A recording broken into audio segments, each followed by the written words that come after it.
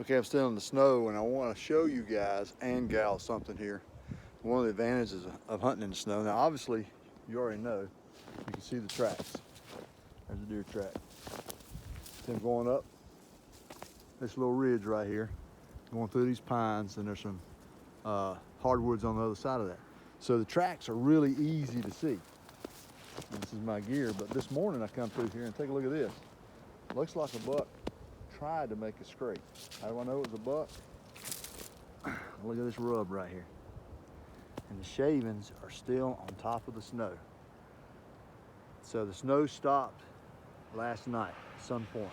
So between last night and today, about 10 o'clock, I'm out here this morning, this tree was rubbed. And you can see more shavings there. Now, I don't know if this was broke off or not. Everything else is standing here. That would be really nice if he was that wide, but it's hard to tell. I always like to look at a rub and say, okay, how long the brow tines, how wide's the rack, etc. But sometimes you can tell, sometimes you can't. But regardless of that, and you look at the snow here, a few more tracks, and I just came down that road right there. Regardless of that, that's perfect sign for me to get set up on.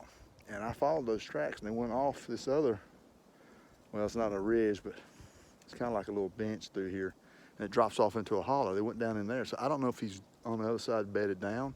I didn't go too far after him. So if this wind dies down this afternoon, you know, they're gonna be hungry. They're gonna have 4 to 5 pounds of food a day to eat.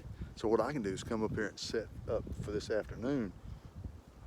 Maybe, maybe not. Maybe he'll come back through the same way that he made this rub. Now, I don't know if his travel pattern is gonna be the same. Maybe he's just looping through and it just happened to snow on the day he was coming through. I don't know. But sometimes when bucks are looking for does, or if they get with the doe, they'll stay in an area with that doe, you know, 36 to 48 hours while she's in estrus. So I don't know what's going on right now, but to me, this is a good opportunity to get set up.